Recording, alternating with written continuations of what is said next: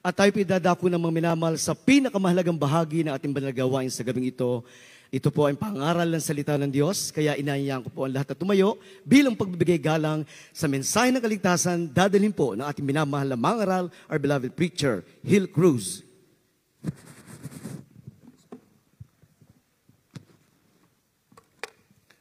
Amen. Praise the Lord. God bless you po, beloved co-preacher Brother Bob and Spirito. Tayo po may magay sa pong dumalangin sa ating pong pinakamamahal na Panginoon, and praise God.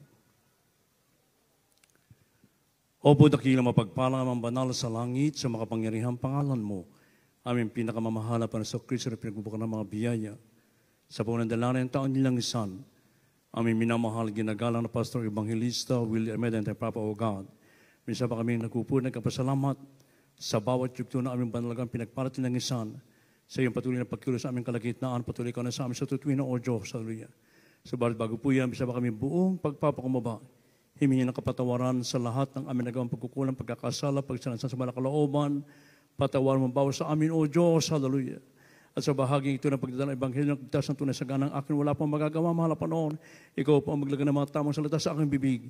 Daluyan at spiritual ng kapala, simpleng kaparaan na maintindihan na aming inibig ng mga baguhan, mga bisita, mga datihan, maging sa aming blood webcast viewers, ito aming samot panalangin sa makapangyarihang pangalan ni Jesus at aming pinag-aisang sinasaway ang lahat ng hadlang nagkaway, damas of hindas at dansa ng belief, cast out from us and bind the power of darkness and anoint our Lord, this we pray. Amen and amen. Hallelujah. Praise the Lord. Everybody praise the Lord. Purihin po ating pinakamamahal na Pastor Kristo at managad sa lahat, ako man nagpapabot po ng pinakamataas sa pagpupuri, pagwalhati, pagsamba sa ating pinakamamahal na Pastor Kristo na pinagbubukan ng mga pagkapala. And we give the more honor and respect to the man of God, to our dearly beloved Honorable Pastor Evangelist William Meda, the end-time problem of God. And we always treasure, remember the blessed memories and teachings of our dearly beloved Honorable San Pastor Luis Almeida, beloved Mama Dear. Greetings and respect to all the beloved children ng Kansin whole Almeida family here in the Philippines as well as in US and Canada. At sa lahat din po natin iniibig na mga kapamagaw, mga kapatiran, nandito ngayon sa ating mga iniibig na mga bisita, maging sa ating beloved viewers, a pleasant evening and welcome to the royal family of God. Amen. Praise the Lord. Praise the Lord. Beloved sons of God, our dear Jesus Christ, coming at an unknown time, is unexpected.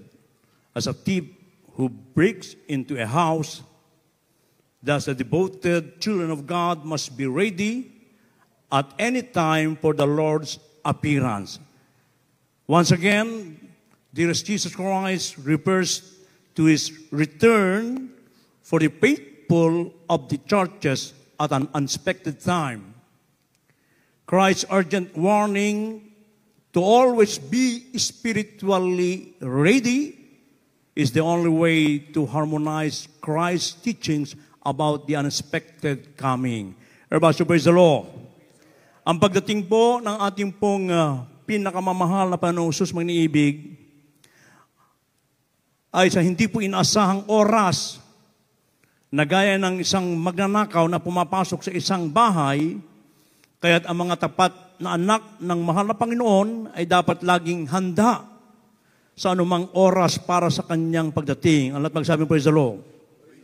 Ngunit tinutukoy ng mahal na Panginoong Jesus na ang kanyang pagbabalik para sa mga tapat na mga anak ay sa hindi inaasahang oras.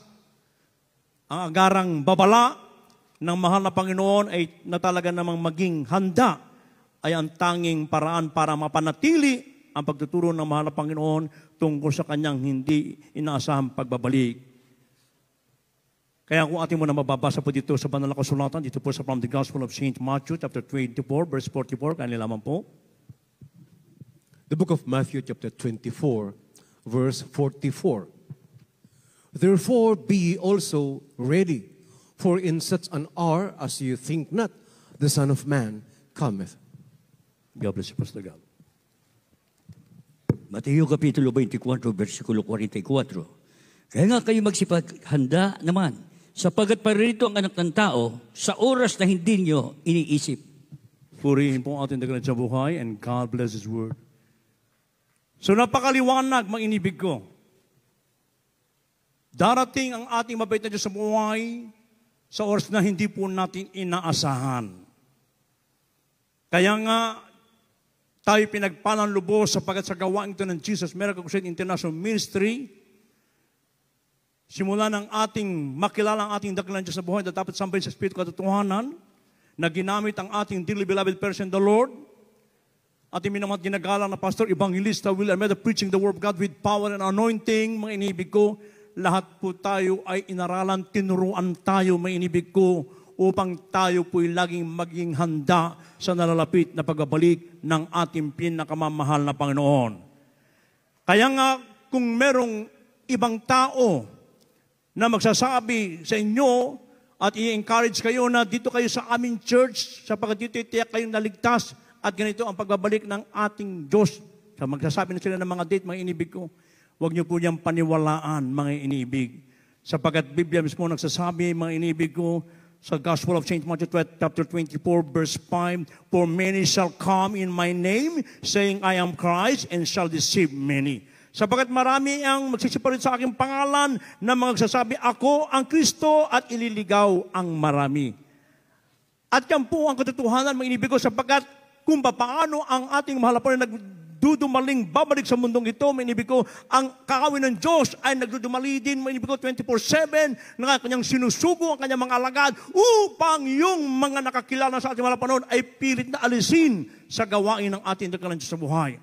Kaya maging handa po tayo lagi, mga inibig ko. Maging equip tayo sa Word of God na dahil tinuruan, pinangaralan ng propeta ng Diyos, totoong pastor ng ating kaluluwa, mga inibig ko, sa lahat na tumalima habang tayo naghanda sa nalapit na pagbabalik ng Diyos, nakamtan natin, mga inibig ko, yung mga pagkapalang physical, material, lalo sa spiritual mapala, yung proteksyon na nagmumula sa ating pinakamamahal na panahon. Sa mga napakinggan natin, mga patutuo kanina, mga inibig ko, na talaga nandun lagi yung pag-iingat ng ating mabait na Diyos sa buhay, mga inibig sa mga aksidente, maging sa mga karamdaman, mga inibig ko. Kaya nga, habang tayo naghanda, mga inibig ko, ay patuloy naman ibinubus ng mabait na Diyos sa buhay ang kanyang blessing, triple blessing na pangako ng ating pinakamamahal na Panginoon. Kaya wag po tayong maghimago sa ating pagilgos at sapagkat sa tamang kapanahon na tayo po iaanay, mga inibig ko. Kaya nga nakakalungkot, mga ilang taon na nakakalipas, mga inibig ko, sa ibang bansa ito nangyari, na nadaya niya ang kanyang buong member, mga inibig ko, na pinainom ng lason, mga inibig ko, sapagkat nagsabi siya ng araw ng kanyang ng pagbabalik ng ating dakilang sa buhay. Kaya lahat sila ay nangamatay. Saan kaya ang kanilang tungo ng kanilang kaluluwa, mga inibig ko? Dito sa kapahamakan, mga inibig. Kaya nga, mga inibig ko, tayo po'y pinagpala sa ating pinagpala. Out of so many billion people throughout the world, we are one of the blessed one na pinili at hinirang natin malapanon na pakinggan natin ang pagtuturo pangangaral ng propeta ng Diyos. Mga ibig ko, ipinaalam sa atin ang nalalapit na pagbabalik ng ating pinakamamahal na Panginoon. At tayo pinasa perilous time, mga ibig ko. Nasabi nga ba dito sa Matthew chapter 24, 6 and 7, And ye shall hear of wars and rumors of wars, see that ye be not troubled, for all these things must come to pass, but the end is not yet. For nation shall rise against nation, and kingdom against kingdom, and there shall be famine, pestilences, and earthquakes in diverse places. All these are the beginning of sorrow. Ito po'y nangyayari na lahat ngayon, mga inibig ko. Nandyan na lahat. Ang sinyalis na sinasabi ng banal na kasulatan na nalalapit na pagbabalik ng mahal na Panginoon. Kaya tayo pong lahat ay pinaghahanda sa tutuin ng mga inibig ko at ang paghahanda ng mga tunay na anak ng Diyos, mga inibig ko, ay hindi lamang ngayon, kundi from time to time, lagi tayong sumusunod sa kalooban ng ating dakilang Diyos na buhay. Ang tao sa sanlibutan ito ay naghahanda rin, mga inibig ko. Ang pinaghahanda nila yung mga darating na mga napipintong giyera, mga inibig ko. Yung mga napipintong pagbagsak ng mga asteroids. Yung po mga kalamidad, mga earthquakes, mga inibig ko. Hindi po masama ang maghanda, mga inibig ko. Subalit isang bagay ang nakalimutan ng tao sa sanlibutan ito, na sila po'y lumapit at maglingkod sa ating pinakamamahal na Panginoon upang pagdarating ang Diyos, handa na silang sasalubong sa ating pinakamamahal na Panginoon. Everybody, praise the Lord! Nandyan na, pumuputok na ang mga bulkan, mga inibig ko. Sa Japan lamang, gaya na ako sabi noon kailan, mga inibig ko, noong August 8 and August 15, nag-warning ang Japan government na magkaroon ng mega earthquake, mga inibig ko. Malakas, 9.1.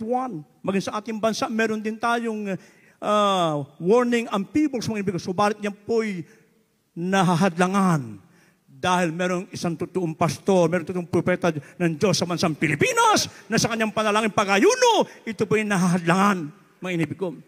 At kung pahintulot ng Diyos na dumating ang mga manalakas na lindol na yan, mga salot, kalamidad, mga inibig mga gera, bago mangyari yan, kukuhanin muna tayo ng ating pinakamamahal na panahon. Everybody, praise the Lord! Kaya nga habang tayo naghahanda, patiently waiting to the coming of our loving God, mga inibig ko, sa nalapit na pagbabalik ng ating pinakamamahal na panahon, ano sabi po dito sa 1 Corinthians chapter 1, verse 7, and James chapter 5, verse 8, magkasunod na pong basahin, kaya nilaman po. The first book of the Corinthians chapter 1 verse 7. So that you come behind in no gift, waiting for the coming of our Lord Jesus Christ. The book of James chapter 5 verse 8. Be also patient, establish your hearts, for the coming of the Lord draweth nigh. God bless you. Dito po sa aklat ng unang Korinto, Kabanata 1, ang talata ay 7. Ano pat kayo'y hindi nagkulang sa anumang kaloob na nagsisipaghintay ng paghahayag ng ating Panginoong Hesukristo. Dito po sa aklat ng Santiago, Kabanata 5, ang talata po ay 8. Mangagtiis naman kayo, mga kapatid, hanggang sa pagparito ng Panginoon. Narito, inaasahan na magsaka ang mahalagang bunga ng lupa na may pagtitiis hanggang sa tanggapin ang ulang maaga at huli. Amen. Purihin ang ating pinakamamahal na panahon. Kaya maging mapagbantay po tayo, mga inibig ko, at lagi tayong handa habang tayo po'y nag-aantay ng matyaga sa pagbabalik ng ating pinakamamahal na panahon. Kaya sabi dito, maging matapat po sa lahat ng bagay, mga inibig ko. Tayo po ay pinagpalang lubos, mga inibig ko, bilang anak ng Diyos, na tayo po ay binigyan ng kaalaman ng ating dakilan sa buhay upang malaman natin yung mga sinyalis na nalalapit na pagbabalik ng ating pinakamamahal na panahon, na dito laging itinuturo ng ating minamahal ginagalang Pastor Evangelista Almeida, na kung saan na tayo po maglingkod ng buong katapatan without any mental reservation, but rather with open heart. Ibigay natin yung dapat sa paglingkod, maging handa po tayo lagi sa tutuin ng mga inibig ko. Maging matapat sa lahat ng bagay.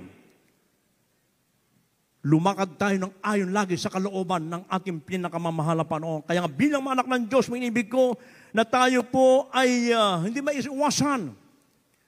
Now, we will be facing a lot of tribulation, persecution, mga inibig ko, mga problema, maging karamdaman, minsan maging kamatayan, mga inibig ko. Subalit kung tayo po magpapatuloy lamang isasagawa ang banal na kalooban ng Diyos, lagi tayong handang harapin ang mga bagay nito sapagkat meron naman Diyos na tumutulong sa atin. Pag nandun tayo sa karamdaman, nandun tayo sa mga problema, minibig ko, sa mga aksidente, minibig ko, nandun lagi ang mapagpalang kami ng Diyos na hindi migsi, na tayo po'y laging iniingatan ng ating pinakamamahal na panahon. Everybody, praise the Lord! Be also patient, establish your hearts, for the coming of the Lord is draweth nigh. Kaya nga minibig ko, maging handa po tayo, mga inibig ko, sa lahat ng mga darating na mga pagsubok sa mundong ito. Kaya nga tayo pinagtitibay ng marami yung ating puso, pinagtitibay ng mahal na panahon sa mamagitan ng turot aral ng propeta ng Diyos, panghawakan po natin ang salita ng Diyos, because he that endureth unto the end shall be saved. Yun lamang po makapagtitiis ang maliligtas, sabi ng banal na kasulatan, may inibig ko. At ang sabi pa sa 1 Corinthians 16:13, what ye stand fast in the faith, quit you like men and strong, and be strong. Magsipag-ingat kayo, magpakatatag kayo, sa pananampalataya kayo'y magpakalalaki, kayo'y magpakalakas. So paano tayo lalakas, mga inibig ko? Maglingkod tayo doon pong katapatan, isagawa natin ng buong 100% ang banal na kalooban ng ating pinakamamahal na panahon. Ay, napakinggan natin yung kapatutuan ng ating beloved brother kanina, nakaka-bless, mga inibig ko. At talaga naman pong talaga mula sa lusak ng kasalanan, mga inibig ko, Subalit na talagang nandun na, nagkaroon ng takot, mga inibig ko, at laging nandoon. Dati iba-iba ang kanyang pinanood. Pero ngayon, ang pinanood niya, mga inibig ko, yung mga gawain ng Jesus Miracle Crusade International Ministry, mga preaching at mga Bible study at beloved of San Pastor Linsan Merda, mga inibig ko, na nandoon, yung mga beloved children, amen, praise God.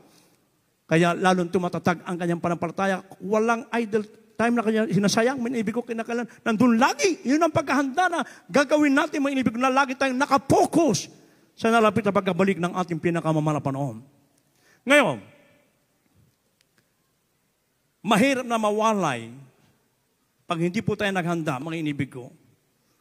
Sapagkat may warning ang ating mga panoon na pag tayo po ay mahulog sa kamay niya, nasabi sa 10:31 ng Hebrews, it is a fearful thing to fall into the hands of the living God. Kakilakilabot na bagay ang mahulog sa mga kamay ng Diyos na buhay.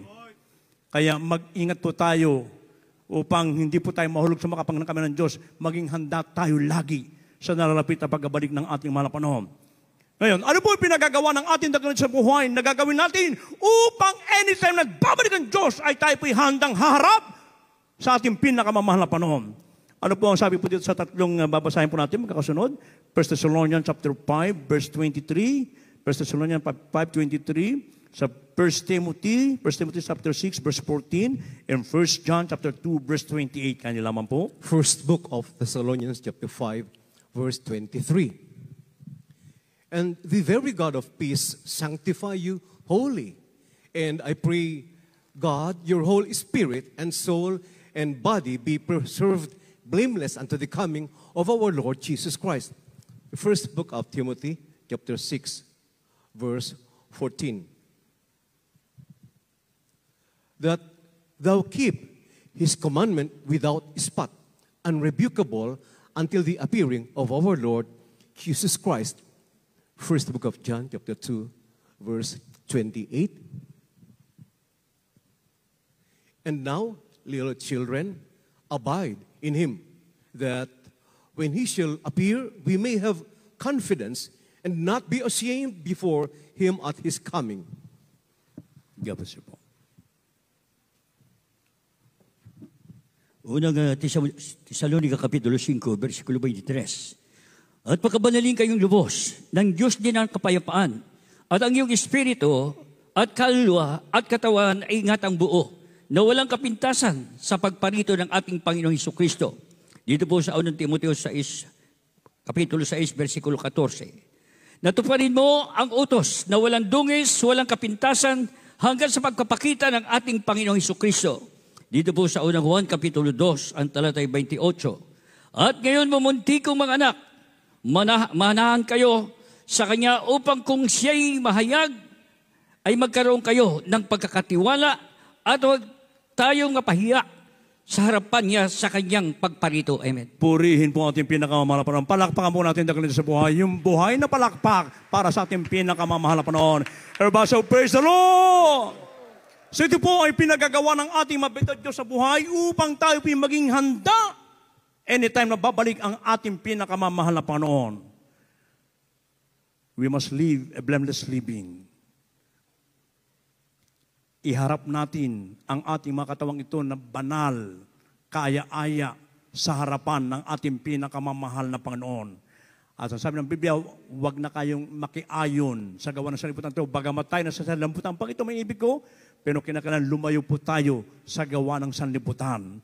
Huwag tayo ang kanilang mahihila, kundi tayo ang hihila sa kanila. Ipatutuon natin yung dakilang kabutihan ng ating pinakamamahal na Panginoon. At ang kabanalan, mga inibig ko, hindi lamang sa ating pananambahan, maging saan ka man bansa mapunta, sa schools, sa negosyo mo, mga inibig ko, sa bahay, o saan ka man pupunta, mga inibig ko, kinakailangan mamuhay tayo ng may kabanalan at ang kabanalan, hindi lamang sa pananamit, maging yung mga lumalabas po sa ating mga bibig, mga inibig ko, kung maaari, wala na pong mga justing, mga pagbibiro, mga inibig ko sa mga anak ng Diyos. Ang lahat magsabing, praise the Lord. Sapagkat napakalaga mga inibig ko. Kinakailangan, ang lumalabas sa ating bibig, yung puro pagwalhati lamang sa ating mahal panahon, because the one who called us is holy, so he must be holy in all manner of this conversation. Maging banal po tayo sa lahat ng uri ng pamumuhay, because for without peace and holiness, no one can see the Lord. Kaya napakalaga. Ito yung laging sinasabi, ipinangangaral natin, dearly beloved persons, or beloved children, mga inibig ko. Kaya sumunod po tayo dyan, mga inibig ko.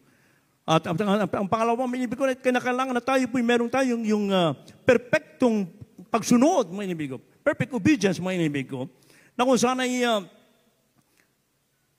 that thou keep His commandments without spot and rebukable until the appearing of our Lord Jesus Christ. Tuparin po natin ang lahat ng kautusan ng mahal pa noon. Huwag na yung namimili ng ating susundin, kundi isagawa natin lahat. Sumunod po tayo ng perpektong pagsunod. Walang dungis at walang ikasasaway. Ano lahat magsabing, praise the Lord. Praise the Lord. Kaya kung tayo man po ay naikukorek, mainibig ko, kung tayo po ay nasasabihan, mainibig ko, ating po yang kunin po natin. Kami man mismo, mga manggagawa, minibig ko, pag kami nagkakamali, we stand to be corrected para lalo pa tayong magagamit ng ating mahal na Panginoon. Everybody, praise the Lord. Wag po tayong magtatampo, magagalit, o ano pa man, minibig ko, para yan po yan sa ikabubutin ng bawat sa atin upang sa nalapit na pagbabalik ng Diyos, handa na po tayong harap sa ating pinakamamahal na Panginoon. At ang sabi pa ng banal na kasulatan, minibig ko, yung constant abiding, minibig ko, na kung saan ngayon mumuntikong mga anak, manahan kayo sa Kanya upang kung siya'y mahayag, ay magkaroon kayo ng pagkakatiwala at huwag tayong mga pahiya sa harapan ng Kanyang pagparito. Palakpakan po ang ating pinakamamahal na Panginoon. Ibasa po sa loob. So tayo po'y manahan at magtiwala sa Diyos. Ibig sabihin sa ating sasagawa lahat ng Kanyang banal na kalooban, lumakad po tayo ng ayon lagi sa kalooban ng ating pinakamamahal na Panginoon upang hindi po tayo mapahiya. Hindi tayo mapahiya at hindi tayo maiwan sa pagparito ng ating pinakamamahal na Panginoon. At tayo pong lahat, mga inibig ko, ay magsitatag at huwag makilos. Ibig sabihin, mga inibig ko, na kung saan tayo po ay, kung meron tayo kinakaharap ng mga problema, mga kinakaharap natin na mga kahirapan, maging mga karamdaman niya, mga inibig ko, patuloy lamang tayong magtiwala, sumampalataya sa ating pinakamamahal na Panginoon. At lagi tayong sumagana sa gawa ng Diyos, mga inibig ko. Kaya yung mga spiritual duties natin, mga inibig ko, na nakaatang sa atin, ingatan po natin yan. Lahat tayo na ginagamit sa banal upasan ng mahal Panginoon, ingatan po natin yung ating pong mga duties na binibigay sa atin, lalo po natin pag-ibayuhin po yan. Ito'y ginagawa natin, hindi para tayo magpalugod sa tao, kundi ginagawa natin sapagkat gusto natin mapaluguran ang ating pinakamamahal na Panginoon. Everybody, praise the Lord! Kaya nga pag inibig ko, pag nagawa natin ang mga bagay na yan, tayo po'y namuhay na may kabanalan, may perfectong pagsunod, ay yung constant abiding to the Word of God, may inibig ko, ang pangako ng ating mahal na Panginoon sa bawat sa atin, magkaroon ka ng joyful expectation, may inibig ko. Ano yun? Pangako ng Diyos. Last verse, Titus 2:13. Ano po sabi po rito? Mga danong mga wit, mga nurtog. The book of Titus chapter 2, verse 13. Looking for that blessed hope and the glorious appearing of the great God and our Savior, Jesus Christ. God bless you po. Dito po sa aklat ng Tito, Kabanata 2, ang talata 13, nahintahin niya ang mapalad na pag-asa at ang pagpapakita ng kaluwalhatian ng ating dakilang Diyos at tagapagligtas na si Jesucristo. Amen. Purihin ang ating pinakamahal na Panginoon. Palakpakan mo ang ating pinakamahal na Panginoon. Napakagandang pangako ng dakilang Diyos, mga inibig ko. Sa lahat ng mga anak na naghahanda, mga inibig ko. Ang ating paghahanda, hindi lamang yung ating nadalapit na mga event, mga inibig ko, kundi araw-araw. Sabi ng ating minamahal igiragalang pastor, ang paghahanda mo lagi, ngayong araw na ito, isipin mo ang pagbabalik ng ating mahal na Panginoon. Huwag sa araw ng bukas. Ngayon lagi, sapagkat rapture will take place any moment, sapagkat nandiyan mga sinasabi ng banal na kasulatan, nandiyan na, nangyayari lahat, mga inibig ko. Ang kulang na lamang yung tayo dagitin ng ating pinakamamahal na Panginoon. Kaya sa ating paghahanda, mga inibig ko, ay meron po pala tayong pag-asang inaantay. Ayun pong ating makakapiling, ang ating tagapagligtas, ang ating pinakamamahal na Panginoon Kristo. Everybody, praise the Lord! Kaya wag po tayong paisi-isi sa ating paglilingkod. Lagi ang ating isipin, mga inibig ko, na makasama tayo sa rapture of the church. Kaya nga, ang panalangin ng propeta ng Diyos, kung maaari, ang pagbabalik ng ating mahal Panginoon ay during this service. Oras ng gawain, araw ng gawain, mga inibig ko. Ang layunin ng propeta ng Diyos para marami ang maligtas, mga inibig ko. Paano, Brad, kung dumatating ng Lunes, Martes, Miyerkules? Wag namang Miyerkules, Brad. Biyernes, Linggo na lang, Brad. Sabi ng Biblia, walang oras. Sabi dito, mga inibig ko. Kaya nga kayo'y magsihanda naman sapagkat paririto ang anak ng tao sa oras na hindi ninyo iniisip. Anytime, any moment, rapture will take place any moment na, inibig ko, kaya huwag natin isipin na, sa February 8, 9, hindi po mga inibig ko, ang pagbabalik ng Diyos anytime now. Nandyan ang mga sinyas na sinasabi ng Banal na Kasulatan, kaya maglingkod po tayo ng buong katapatan. Isagawa natin ng 100% ang mga kalooban ng Diyos. Alisin ang mga galit puot, pagkabahagi, pagkakampi-kampi, mga inibig ko, mga tampo, ano pa man, mga ginagawa ng salimutan ito, huwag natin gawin niya, mga inibig ko, upang tayo po, anytime, napabalik ang Diyos, handa natin haharap sa ating pinakamamahal na panahon. Tayo po lahat ay tumayo, mga inibig ko. And we are inviting all the beloved visitors to please come forward. Accept our loving God in your heart. Now is the day of salvation. Now is the accepted time. Ngayon po ang araw ng pagtanggap, hindi po sa araw ng bukas. Kaya habang ating inaawit ng papuring awit nito, gawin natin panalangin ito. Handa ka na ba, kapatid? Sa ating inibig ng mga bisita, di po kayo sarap po, huwag po kayo mahiya. Amen. Praise the Lord. Habang ating inaawit ng papuring awit ito. Hallelujah.